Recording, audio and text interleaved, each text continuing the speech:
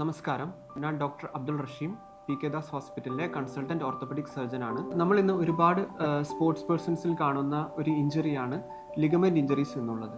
അപ്പോൾ ഇന്ന് ഞാൻ സംസാരിക്കുന്ന വിഷയവും അതുതന്നെയാണ്, മുട്ടിന് ചുറ്റുമുള്ള ലിഗമെൻറ്റ് ഇഞ്ചറി. മുട്ടിൻ്റെ ഈ ലിഗമെൻറ്റുകളെ കുറിച്ച് മനസ്സിലാക്കാൻ വേണ്ടിയിട്ട് നിങ്ങൾക്ക് മുട്ടിൻ്റെ ഒരു മോഡൽ ഞാൻ നിങ്ങൾക്ക് കാണിച്ചു തരുന്നതാണ്. മുട്ടിന് ചുറ്റുമായും പ്രധാനമായും 4 ലിഗമെൻറ്റുകളാണുള്ളത്. അതിൽ തന്നെ ഈ സൈഡിലുള്ള ലിഗമെൻറ്റുകളെ നമ്മൾ മീഡിയൽ കൊളാറ്ററൽ ലിഗമെന്റ് എന്നും ലാറ്ററൽ കൊളാറ്ററൽ ലിഗമെന്റ് എന്നാണ് പറയുന്നത്. അതുപോലെ തന്നെ മുട്ടിൻ്റെ ഉള്ളിലുള്ള ഉള്ളിലുള്ള ലിഗമെന്റിൽ തന്നെ ഈ ഫ്രണ്ടിലും ബാക്കിലുമുള്ള ലിഗമെന്റ് ഉണ്ട്. ഈ ഫ്രണ്ടിലുള്ള ലിഗമെന്റിനെയാണ് നമ്മൾ ആന്റീരിയർ ക്രൂഷിയേറ്റ് ലിഗമെന്റ് അഥവാ ACL എന്ന് വിളിക്കുന്നത്. അതുപോലെ തന്നെ മുട്ടിന്റെ ബാക്കിലുള്ള ഈ ലിഗമെന്റിനെയാണ് നമ്മൾ പോസ്റ്റീരിയർ ക്രൂഷിയേറ്റ് ലിഗമെന്റ് അഥവാ PCL എന്ന് വിളിക്കുന്നത്. മുട്ടിലുണ്ടാവുന്ന ഈ 4 ലിഗമെന്റ്സുകളിൽ സ്പോർട്സ് ഇഞ്ചറീസ് ഉണ്ടാകുമ്പോൾ ഏറ്റവും കൂടുതൽ പരിക്ക് പറ്റുന്നത് ഈ ACL എന്ന് പറയുന്ന ഈ ലിഗമെന്റിനാണ്. അടുത്തതായി നമുക്ക് ഈ ACL ഇഞ്ചറി ഉണ്ടാകുമ്പോൾ പേഷ്യൻസിന് ഉണ്ടാവുന്ന ബുദ്ധിമുട്ടുകൾ എന്തൊക്കെയാണെന്ന് നോക്കാം. ആദ്യമായിട്ട് തന്നെ പേഷ്യൻസിന് ഈ ഇഞ്ചറി ഉണ്ടായി കഴിഞ്ഞാൽ മുട്ടിന് നല്ല നീർവീക്കവും അതുപോലെ തന്നെ മുട്ടിന് വേദനയും ഉണ്ടാവും. അപ്പോൾ ഇങ്ങനെ നീർവീക്കവും വേദനയും ഉണ്ടായിട്ടുണ്ടെങ്കിൽ പേഷ്യൻസ് നടക്കാൻ നോക്കരുത്. അവർ ഉടനെ തന്നെ ഒരു ഡോക്ടറെ സമീപിക്കേണ്ടതാണ്. ഡോക്ടർ ഈ പേഷ്യൻസിൻ്റെ മുട്ട് പരിശോധിച്ച ശേഷം ക്ലിനിക്കലി എക്സാമിൻ ചെയ്ത ശേഷം ഈ ബോൺ ഇഞ്ചറീസ്, എല്ലിന് പരിക്കുമൊന്നും ഇല്ല എന്ന് ഉറപ്പുവരുത്താൻ വേണ്ടി ഒരു എക്സ്റേ എടുക്കുന്നതാണ്. അതിനുശേഷം പേഷ്യൻസിൻ്റെ മുട്ട് അനക്കാണ്ടിരിക്കാൻ വേണ്ടി ഒരു നീ ഇമ്മൊബിലൈസർ കൊടുക്കുന്നതാണ്. ഇതിനുശേഷം പേഷ്യൻസ് സാധാരണയായി പറയുന്ന ലക്ഷണങ്ങൾ എന്ന് പറയുന്നത് ഇൻസ്റ്റബിലിറ്റി സിംറ്റംസ് ആണ്. അതായത് പേഷ്യൻസിന് നടക്കുമ്പോൾ മുട്ടിന് ഒരു ബലമില്ലാത്ത അവസ്ഥ വരും. മുട്ട് നടക്കുമ്പോൾ തെന്നിപ്പോവുകയും അതുപോലെ തന്നെ സ്റ്റെപ്പ് കയറുമ്പോഴും ഇറങ്ങുമ്പോഴും ചെയറിൽ നിന്ന് നീക്കുമ്പോൾ മുട്ടിനൊരു ബലമില്ലാത്ത അവസ്ഥ ഉണ്ടാവുകയും ചെയ്യും. ഈ സിംറ്റംസ് ഉണ്ടെങ്കിൽ ഡോക്ടർ വീണ്ടും രോഗിയെ പരിശോധിക്കുകയും അതുപോലെ തന്നെ ഒരു MRI അഡ്വൈസ് ചെയ്യുകയും ചെയ്യും. MRI ആണ് ഈ ACL ഇഞ്ചറി ഉണ്ടായിക്കഴിഞ്ഞാൽ നമ്മൾ ചെയ്യുന്ന ഒരു റേഡിയോളജിക്കൽ ഇൻവെസ്റ്റിഗേഷൻ. നമ്മൾ ഈ ACL ഇഞ്ചറി ഉണ്ടായിട്ട് അത് അവഗണിക്കുകയാണെങ്കിൽ മുട്ടിന് എന്താണ് സംഭവിക്കുക എന്ന് നമുക്ക് നോക്കാം.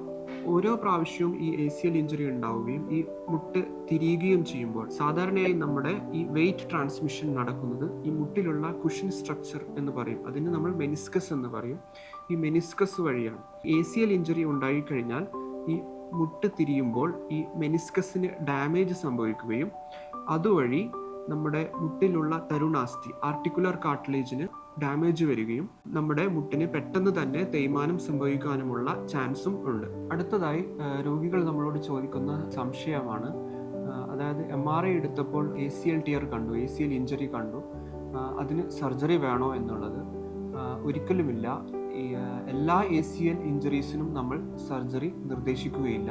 പേഷ്യൻസിൻ്റെ ഏജ്, പ്രായം, അതുപോലെ തന്നെ ലെവൽ ഓഫ് ആക്ടിവിറ്റി, അതുപോലെ തന്നെ ഈ ACLൻ്റെ ഗ്രേഡ്, ഏത് ഗ്രേഡിലാണ് ഈ ACL ടിയർ വന്നിട്ടുള്ളത്, ഇതൊക്കെ അനുസരിച്ചാണ് നമ്മൾ സർജറി നിർദ്ദേശിക്കുന്നത്. ഇപ്പോൾ ഒരു ചെറിയ പ്രായത്തിലുള്ള ആളാണ്, അതുപോലെ തന്നെ സ്പോർട്ടിംഗ് ആക്ടിവിറ്റീസിലൊക്കെ പങ്കെടുക്കുന്ന ആളാണ്, അതുപോലെ തന്നെ കംപ്ലീറ്റ് ടിയർ ഉണ്ട്, പേഷ്യൻസിന് ഇൻസ്റ്റബിലിറ്റി സിംറ്റംസ് ഉണ്ട്, ഇതൊക്കെ ഉണ്ടെങ്കിൽ നമ്മൾ എന്തായാലും സർജറി പറയുന്നതായിരിക്കും. നേരെ മറിച്ച് ഒരു 60 വയസ്സൊക്കെ കഴിഞ്ഞ ഒരാളാണ്, അയാൾക്കൊരു പാർഷ്യൽ ടിയർ ACL ആണ്, അതുപോലെ തന്നെ സ്പോർട്ടിംഗ് ആക്ടിവിറ്റീസിലൊന്നും പങ്കെടുക്കാത്ത ആളൊക്കെ ആണെങ്കിൽ നമ്മൾ സർജറി പറയില്ല. അവർക്ക് പ്രോപ്പറായിട്ടുള്ള മെഡിസിനും അതുപോലെ തന്നെ എക്സസൈസും ഫിസിയോതെറാപ്പിയൊക്കെ ചെയ്താൽ തന്നെ അവരുടെ മസിൽ ഫങ്ഷനും അതുപോലെ തന്നെ മുട്ടിൻ്റെ ഫങ്ഷനൊക്കെ വീണ്ടെടുക്കാവുന്നതാണ്. അടുത്തതായി നമുക്ക് ഈ ACL ഇഞ്ചറി ഉണ്ടായിക്കഴിഞ്ഞാൽ ചെയ്യുന്ന നൂതനമായ സർജിക്കൽ പ്രൊസീജിയർ എന്താണെന്ന് നോക്കാം. ഇപ്പോൾ നമ്മൾ ചെയ്യുന്ന സർജിക്കൽ പ്രൊസീജിയറാണ് ആർത്രോസ്കോപ്പിക് ACL റീകൺസ്ട്രക്ഷൻ എന്ന് പറയും. അതായത് താക്കോൽദ്വാരമായിട്ട് നമ്മൾ മുട്ടിൻ്റെ ചുറ്റും ചെറിയ 2 സുഷിരങ്ങൾ ഉണ്ടാക്കി മുട്ടിലോട്ട് നമ്മൾ ജോയിൻറ്റിലോട്ട് ക്യാമറ കടത്തി വിടുകയും അതിനുശേഷം ഈ പൊട്ടിയ ലിഗമെൻറ്റിനെ റീകൺസ്ട്രക്ട് ചെയ്യുകയും ചെയ്യും. ഈ ലിഗമെന്റ് റീകൺസ്ട്രക്ഷൻ ചെയ്യുന്നതിന് വേണ്ടിയിട്ട് നമ്മൾ മുട്ടിന് ചുറ്റുമുള്ള ചെറിയ മസിലിൻ്റെ വള്ളികൾ എടുക്കുകയും, നമ്മൾ സാധാരണയായി എടുക്കുന്ന ഈ മസിലിൻ്റെ വള്ളികൾ എന്ന് പറയുന്നത് ഹാംസ്ട്രിങ് ടെൻഡൻസ്, അതിൽ തന്നെ സെമി ടെൻഡനോസിസ് എന്ന് പറയും. അതുപോലെ തന്നെ അല്ലെങ്കിൽ പറ്റല്ലാർ ടെൻഡൻ, ക്വാഡ്രിസെപ്സ് ടെൻഡൻ, അതും അല്ലെങ്കിൽ കണങ്കാലിൽ നിന്നുള്ള പെരോണിയസ് ലോങ്ങസ് ടെൻഡൻ. ഈ മസിലിൻ്റെ വള്ളികൾ ഉപയോഗിച്ച് നമ്മൾ മുട്ടിലോട്ട് അതിനെ ഒരു ബട്ടണും ഒരു സ്ക്രൂവും വെച്ച് ഫിക്സ് ചെയ്യുന്നതാണ്.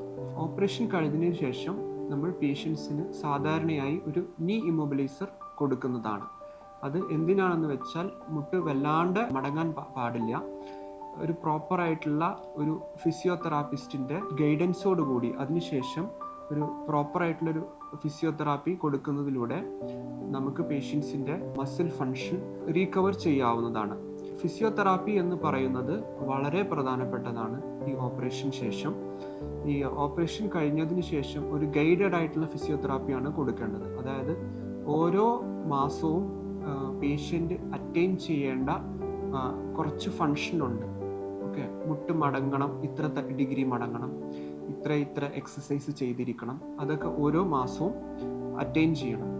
അപ്പോൾ ഈ ഫങ്ഷൻസ് ഒക്കെ അറ്റൈൻ ചെയ്ത് കഴിഞ്ഞാൽ പേഷ്യൻസിന് ഒരു 8 മുതൽ 9 മാസം കഴിയുമ്പോൾ തന്നെ സ്പോർട്ടിംഗ് ആക്ടിവിറ്റീസിലോട്ട് കിടക്കാവുന്നതാണ്, പ്രശ്നമൊന്നുമില്ലാണ്ട്. ഇതൊക്കെയാണ് മുട്ടിലുണ്ടാവുന്ന ലിഗമെന്റ് ഇഞ്ചുറീസുകളെ കുറിച്ചുള്ള പ്രധാനപ്പെട്ട പോയിന്റുകൾ. നമ്മൾ ഒരുപാട് രോഗികൾ കാണുന്നത് എന്താ വെച്ചാൽ, അവർ ഈ സ്പോർട്ടിംഗ് ആക്ടിവിറ്റീസിൽ പങ്കെടുക്കുന്നതിന് മുന്നേ തന്നെ പ്രോപ്പറായിട്ടുള്ള വാമപ്പും സ്ട്രെച്ചസും വാം ഡൗൺസും ഒന്നും ചെയ്യാണ്ടെയാണ് ഈ ആക്ടിവിറ്റീസിൽ പങ്കെടുക്കുന്നത്.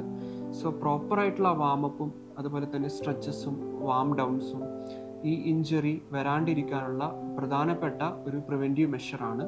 So take care of your knee. Thank U.